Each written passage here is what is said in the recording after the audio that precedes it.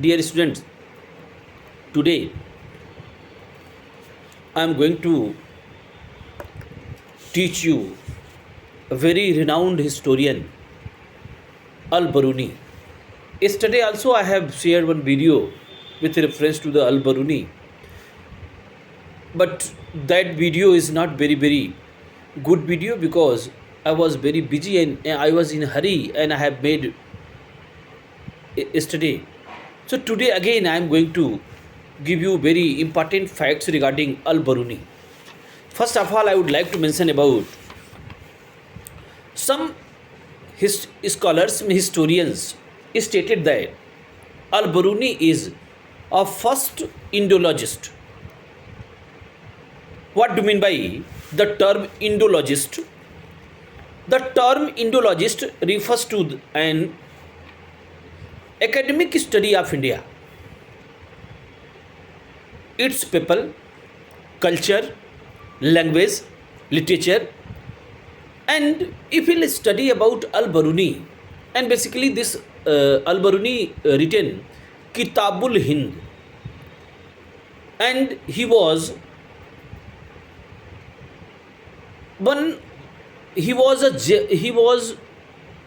courtier of Muhammad Ghaznavi or Muhammad of Ghazni, and he has written Kitabul Hind, and very renowned historian he is because all facts he is given with full of observation, meaning in recent trend is there, if any historian is there and or any scholar is there, if he is going to collect sources, so blindly respective person will not accept. How he will accept? First one, he will observe that facts are okay, original facts are not, and it will be verified also, and then selection will be taken place. So that's why he explained about Indian political condition, social condition, religious condition, revenue system, legal system, each and every things he explained. I'll explain today, don't worry. So I think my words are getting the term Indologist. One more group of historians are there. They are explaining, they are telling that he is Al-Biruni is first anthropologist. What do you mean by this one? Basically, anthropologist and archaeologist, both term will be used by different historian about Al-Biruni. So first of all, I am going to explain what is the work of anthropologist. They will study about origin, development, and behavior of human. They also examine the culture, language, archaeological remains, and physical character of people in various parts of the world. So with reference to the India I am talking, so Al-Biruni will be also given this title, and I think this title is appropriate title. So he is Indologist as well as anthropologist. One more important facts I would like to mention here. In June 1974, again going to repeat, in June 1974, UNESCO, I think all my words are getting knowing UNESCO, it is Agency of United Nations, and when United Nations I'll explain detail about UNESCO. And in brief, I would like to mention here, it is Agency of United Nations and preservation of the and protection of the monuments, buildings, and cultural heritage of respective nations will be protected and preserved by UNESCO. And UNESCO had one magazine, Career, I think you have listened the name.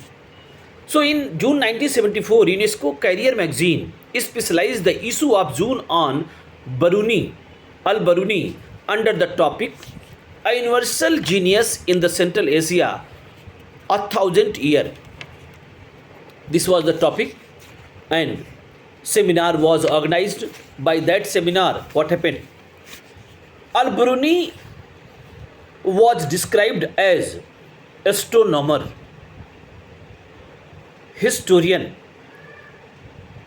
botanist, and pharmacologist, geologist, poet, philosopher, mathematician, geographer, and humanist.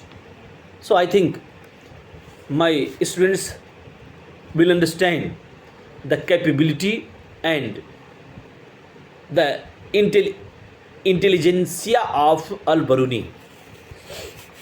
Now I am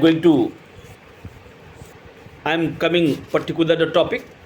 Al-Baruni was born in Khwarizm in present day Uzbekistan in 1973. He was learned man with knowledge. And how many languages he was knowing? I think you know this one. Arabic he was very much knowing. Persian he was knowing. Hebrew he was knowing, and Sanskrit he was not knowing. When he came to India along with Muhammad of Ghaznavi, when he came to India, and he had lot of interest in Indian culture. He liked Indian culture. So how he'll understand? So that's why he first of all he learned Sanskrit, because many books are available. But if anybody can't understand Sanskrit, how he'll understand Indian culture? And one more language I have left. This one, Syriac means which language has been spoken in Syria, Middle East. He is renowned philosopher, mathematician, historian, and one of the jewels in the court of Mahmud of Ghazni. Just I have told this one. He traveled to India, in Indian continent, and wrote a study of Indian culture, Kitabul Hind. Kitabul Hind, very very important book he has written in Arabic. Dear students, you should understand this one. It was written in Arabic, okay, not in Persian. Al-Baruni spent his first 25 years in his life in Khwarizm. And in Khwarizm, in first 25 years, what he has done? He studied about jurisprudence, theology. Theology means Islamic religion, religious text of Islam. Grammar, you know this one. Mathematics, you know this one. Astronomy, you know. Medicine and philosophy. Al-Baruni was a court astronomer. And court astronomer, are you getting this one? I think astronomy you people are very much understanding this one. He accompanied Mahmud of Ghazni on his invasion into India in 11th century. Al-Baruni was 44 years age when he came to India with Mahmud of Ghazni. He is known as first Indologist. He liked the Indian culture, learned Sanskrit, Indian philosophy, socio-religious condition of land. His poetic work seems to combine Greek wisdom and Islamic thought. Okay, here one point is there. I would like to explain it. This one. Suppose anybody having rigidity, means rigid person in his ideology, he is a rigid one. So he will not accept a wisdom of other culture. But Al-Baruni is not like this one. Al-Baruni taken concern about any innovations, any good things, any wisdom he had got in other culture also. That's why, okay, he will be regarded a renowned historian. It is a very good quality of historian that if any good things we are getting, so we should adopt this one. Now, in this book, Tahqiq-e-Hind, he described the social, political, religious and economic condition of India. In his account, he highlighted choice part of Bhagavad Gita, Patanjali, Puran, and four Vedas. Four Vedas, I think you know this one: Rig Veda, Yajurveda, Samveda, Atharvaveda, and some scientific text written by Nagarjun and Aryabhatta, Baramihir, etc. He was impressed by Upanishad and Bhagavad Gita. So just I have taught you, if anybody will not understand Sanskrit, he can understand Bhagavad Gita. It was not possible for Albiruni. That's why he studied Sanskrit, he learned Sanskrit. He also compared Indian thought to the Greek thought of Pythagoras, Aristotle, Galen, and others. His book is a survey of Indian life sorry sorry. Kitabul Hind is a survey of India's life based on his study and observation between 1017 to 1030. Now, Al-Biruni explained about the social condition of 11th century, and if you'll see this one, after that you'll observe that he was a minute observer. Means any point he has not left. He has written each and everything what he had seen. And yesterday also in that video also I have communicated. He met two intellectuals of Indians.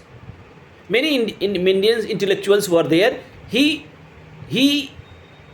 met them, and after that he asked some questions, and after that he explained. After that he is mentioned in his book. That is, this book is known as primary source of 11th century. Social condition. He stated that Indian society was caste ridden, means rigid caste system was there, and several evils practice was also existed, like sati system, child marriage, prohibition of widow remarriage, and johar. Each and everything he explained very nicely. In political domain, he stated that India, means this country has been divided in many small states, and unity was not there. Nationalism was not there, and small countries wanted to dominate each other, meaning centralized system was not existed. That's why many foreigner came and defeated them. Religious condition. He stated that Hindu of rural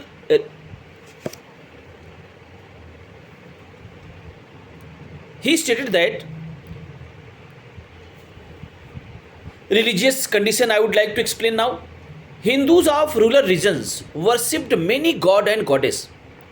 Idol worship was prevalent. Brahmins had the sole privilege of reading the Hindu scripture, and only privilege goes to Brahman, means they can get salvation only. Some legal rules, he explained about some legal rules also. Criminal law was very mild in India, means no vandalization, no death sentence. In rarely death sentence will be given. He explained that Brahmins were exempted from the death punishment. And one more point that is very necessary to mention here.